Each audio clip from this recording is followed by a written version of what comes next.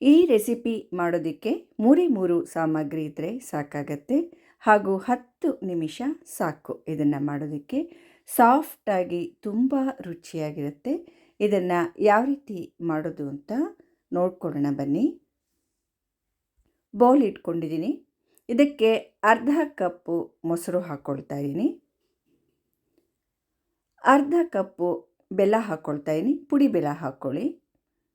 ಎರಡನ್ನು ಚೆನ್ನಾಗಿ ಮಿಕ್ಸ್ ಮಾಡ್ಕೋಬೇಕು. ಬೆಲ್ಲ ಮೊಸರಲ್ಲಿ ಚೆನ್ನಾಗಿ ಕರಗಬೇಕು. ಪುಡಿ ಬೆಲ್ಲ ಹಾಕ್ಕೊಂಡ್ರೆ ಒಳ್ಳೆಯದು. ಈಗೆಲ್ಲ ಸ್ವಲ್ಪ ಹೊತ್ತು 1-2 ನಿಮಿಷ ಹೀಗೆ ಇದನ್ನು ಮಿಕ್ಸ್ ಮಾಡ್ಕೊಂಡಿದ್ದೀನಿ. ಚೆನ್ನಾಗಿ ಬೆಲ್ಲ ಎಲ್ಲ ಕರಗಿದೆ ಮೊಸರಲ್ಲಿ. ಇದೇ ಮಿಶ್ರಣಕ್ಕೆ 1 ಕಪ್ ಗೋಧಿ ಹಿಟ್ಟನ್ನು ಹಾಕ್ಕೊಳ್ತಾ ಇದ್ದೀನಿ. ಅರ್ಧ ಕಪ್ಪು ಮೊಸರು, ಅರ್ಧ ಕಪ್ಪು ಬೆಲ್ಲ, 1 ಕಪ್ಪು ಇದೇ ಕಪ್ಪಲ್ಲಿ ಮೆಜರ್ಮೆಂಟ್ ತೊಗೊಂಡಿರೋದು ನಾನು ಗೋಧಿ ಹಿಟ್ಟು ಹಾಕ್ಕೊಂಡಿದ್ದೀನಿ. ಇದನ್ನು ಕೂಡ ಮಿಕ್ಸ್ ಮಾಡ್ಕೊಳ್ತಾ ಇದ್ದೀನಿ.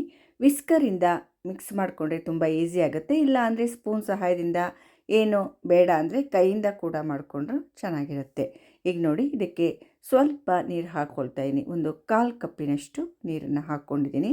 ನೀರು ಒಂದೇ ಸಲ ಜಾಸ್ತಿ ಹಾಕ್ಕೋಬೇಡಿ. ಇದು ಸ್ವಲ್ಪ ಗಟ್ಟಿಯಾಗಿ ಇರಬೇಕು ಈ ಮಿಶ್ರಣ. ಈಗ ನೋಡಿ, ಮಿಕ್ಸ್ ಮಾಡ್ತಾ ಇದ್ದೀನಿ. ನೀರೇನಾದರೂ ಸಾಕಾಗಲಿಲ್ಲ ಅಂದರೆ ಇನ್ನೊಂದು ಸ್ವಲ್ಪ ಹಾಕ್ಕೋಬೋದು. ಸ್ವಲ್ಪ ಹಾಕ್ಕೊಳ್ತಾ ಇದ್ದೀನಿ ನೋಡಿ. ಇನ್ನೊಂದು ಸ್ವಲ್ಪ 1-2-3 ಟೇಬಲ್ ಸ್ಪೂನಷ್ಟು ಹಾಕ್ಕೊಂಡು ಮಿಕ್ಸ್ ಮಾಡ್ಕೊಂಡಿದ್ದೀನಿ. ಅರ್ಧ ಕಪ್ಪಿಗಿನ ಕಡಿಮೆನೇ ನೀರು ಹಾಕ್ಕೊಂಡಿದ್ದೀನಿ. 1/4 ಕಪ್ಪಿಗಿನ ಸ್ವಲ್ಪ ಜಾಸ್ತಿ ಹಾಕ್ಕೊಂಡಿದ್ದೀನಿ. ಈಗ ಮಿಕ್ಸ್ ಮಾಡ್ತಾನೇ ಇರಬೇಕು. ಈ ರೀತಿಯಾಗಿ ನೋಡಿ, ಈ ಥರ ಮಿಕ್ಸ್ ಮಾಡ್ತಾನೇ ಇರಬೇಕು. ಒಂದು ಗಂಟಿರಬಾರ್ದು ಗೋಧಿ ಹಿಟ್ಟಿಂದು. ನೋಡಿ, ಹೀಗೆಲ್ಲ ಮಿಕ್ಸ್ ಆಯಿತು. ಈ ರೀತಿಯಾಗಿ ಬರಬೇಕು. ಇಡ್ಲಿ ಹಿಟ್ಟಿನ ಹದಕ್ಕಿರಬೇಕು. ಒಂದು ಸ್ವಲ್ಪ ಗಟ್ಟಿಯಾಗಿದ್ದರೆ ಒಳ್ಳೆಯದು. 1 ಚಿಟಿಕೆಯಷ್ಟು ಅಡಿಗೆ ಸೋಡಾ ಹಾಕ್ಕೊಳ್ತೀನಿ ಇವಾಗ. ನೋಡಿ, ಹಾಕ್ಕೊಳ್ತಾ ಇದ್ದೀನಿ. ಇದ್ರ ಮೇಲ್ಗಡೆ ಸ್ವಲ್ಪ ನೀರು ಹಾಕ್ಕೋಬೇಕು. 1 ಸ್ಪೂನಷ್ಟು ನೀರು ಹಾಕ್ಕೊಂಡ್ಬಿಟ್ಟು ಮತ್ತೆ ವಿಸ್ಕರ್ ಸಹಾಯದಿಂದ ಮಿಕ್ಸ್ ಮಾಡ್ಕೊಳ್ತಾ ಇದ್ದೀನಿ. ಜಾಸ್ತಿ ನೀರು ಹಾಕ್ಬಿಡಿ. 1 ಸ್ಪೂನ್ ಹಾಕ್ಕೊಂಡ್ರೆ ಸಾಕಾಗತ್ತೆ.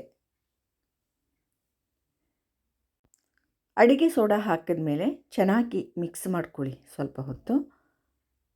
ನೋಡಿ ಎಷ್ಟು ಚೆನ್ನಾಗಿ ಬಂತು ಅಂತ ಹಿಟ್ಟು. ಮುಂದಿನ ಪ್ರೊಸೀಜರ್ ನೋಡ್ಕೊಳ್ಳೋಣ ಬನ್ನಿ. ಪಡ್ಡಿನ ಕಾವಲಿ ಇಟ್ಕೊಂಡಿದ್ದೀನಿ ಗ್ಯಾಸ್ ಮೇಲೆ. ಇದಕ್ಕೆ ತುಪ್ಪ ಅಥವಾ ಎಣ್ಣೆ ಹಾಕ್ಕೋಬೇಕು. ತುಪ್ಪದ ಜೊತೆನಾದರೂ ನಾವು ಬೇಯಿಸ್ಕೋಬೋದು, ಇಲ್ಲ ಎಣ್ಣೆ ಹಾಕಿಬಿಟ್ಟು ಅದರಲ್ಲಿ ಕೂಡ ಬೇಯಿಸ್ಕೋಬೋದು. ಆರೋಗ್ಯದ ದೃಷ್ಟಿಯಿಂದ ತುಪ್ಪ ಹಾಕ್ಕೊಂಡ್ರೆ ಒಳ್ಳೆಯದು. ರುಚಿ ಕೂಡ ತುಂಬ ಚೆನ್ನಾಗಿರುತ್ತೆ.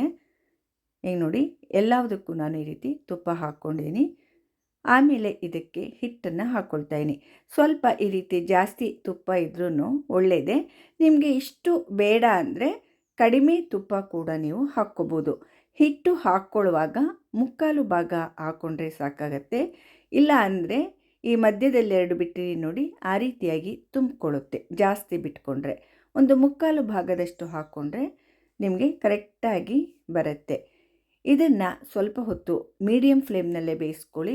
ಜೋರುಡಿ ಬೇಡ. ಮುಚ್ಚಳ ಮುಚ್ಚಿಬಿಟ್ಟು ಅದನ್ನು ಬೇಯಿಸ್ಕೋಬೇಕಾಗತ್ತೆ.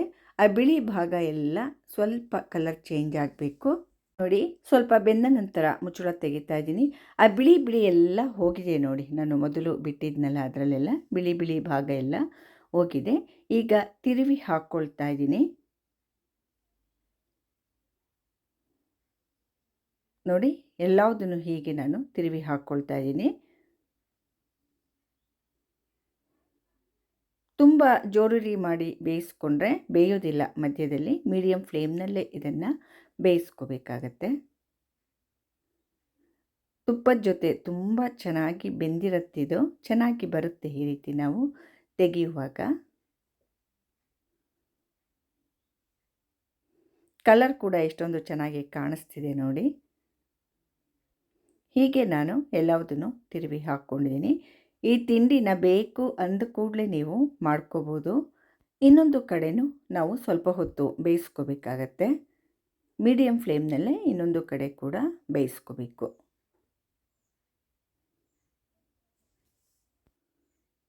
ಆ ಸೈಡ್ ಕೂಡ ಚೆನ್ನಾಗಿ ಬೆಂದಿದೆ ನೋಡಿ. ಸ್ವಲ್ಪ ಹೊತ್ತು ಬೆಂದ ನಂತರ ಎಲ್ಲ ತೆಕ್ಕೊಳ್ತಾ ಇದ್ದೀನಿ.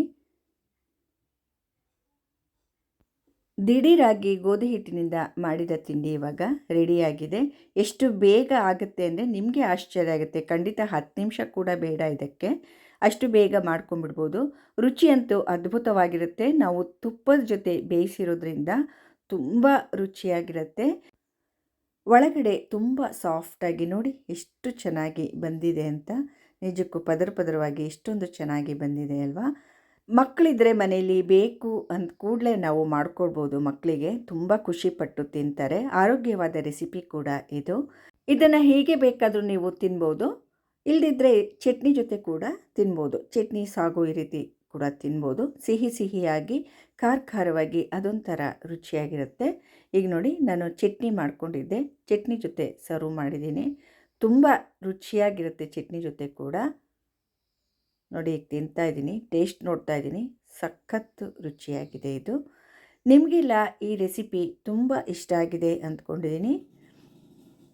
ದಯವಿಟ್ಟು ನನ್ನ ಚಾನಲ್ಗೆ ಸಬ್ಸ್ಕ್ರೈಬ್ ಆಗೋದನ್ನು ಖಂಡಿತವಾಗಿ ಯಾರೂ ಮರಿಬೇಡಿ.